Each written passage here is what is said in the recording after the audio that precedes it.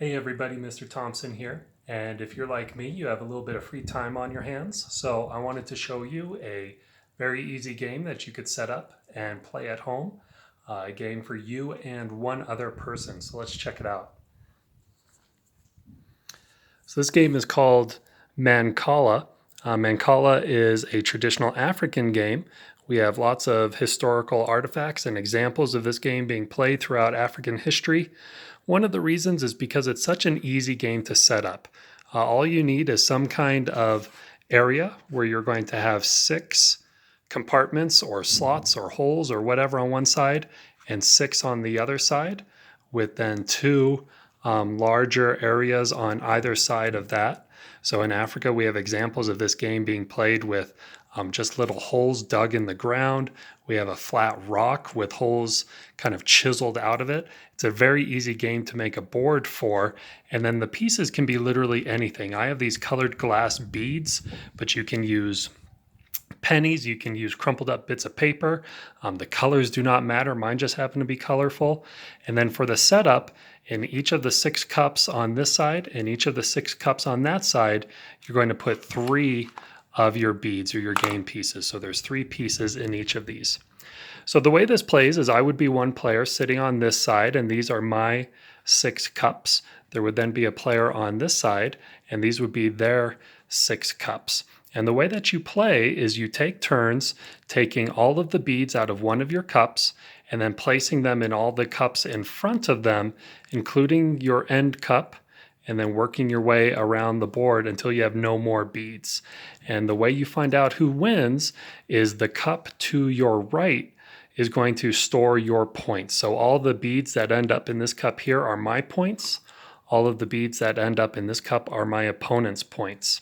So let me show you how it plays then. If I was going first, I'd pick one of my 6 cups. And let's say I choose this one here all the way at the end. So I would take all the beads out, leave that cup blank, and moving forward, I would place 1 bead into each cup. So now these have 4 beads each in them. This one's empty. And now my player, or my opponent rather, on the other side would get to do the same thing. So if there was someone playing on that side, they would pick up their beads. Let's say they chose this one.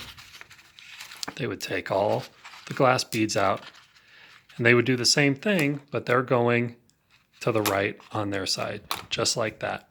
And you keep going until all the beads are off the board and in the different cups, with just a couple special rules. And I'll show those to you to help you know how to play the game fully. So first off, if you ever take beads out of your cup on your turn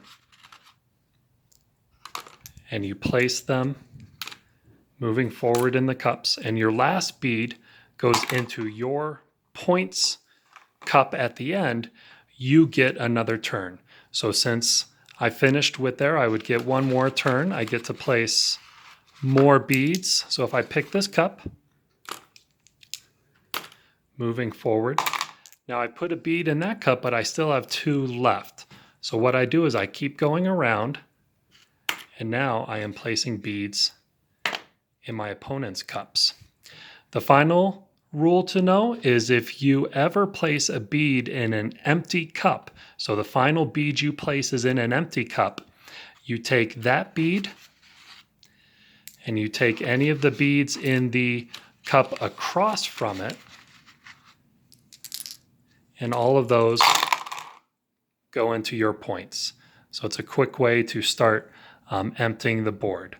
So now if it was my opponent's turn, they see that they have 4 marbles or beads, I guess I've been calling them, in this cup here. So they're going to place them like that, so they get another turn. And now they're going to take these ones. So they put 1 in, they still have 3, so they're going to wrap around. And now they've done the same thing. Their final bead has gone in an empty cup. They take that bead for their points, and all the beads in that cup. And that's how you go. Now the game ends if you have beads in your cup, or if your opponent has beads in their cup, but your side is empty. Any beads remaining on your side go into wherever your points go, total them up, and whoever has the most beads in their side cup at the end is the winner. Now, if you try this out a few times and you feel like you've kind of got the strategy down, you and your opponent, you can switch it up by putting 4 starting beads into a cup instead of 3, which is another variation that we've seen. But other than that, a very simple game to play on a day with lots of time.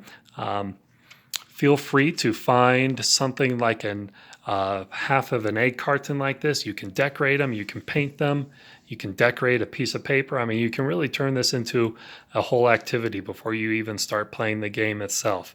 If you have any questions on how to play, let me know. I would love to answer them. Stay safe and wash your hands, guys.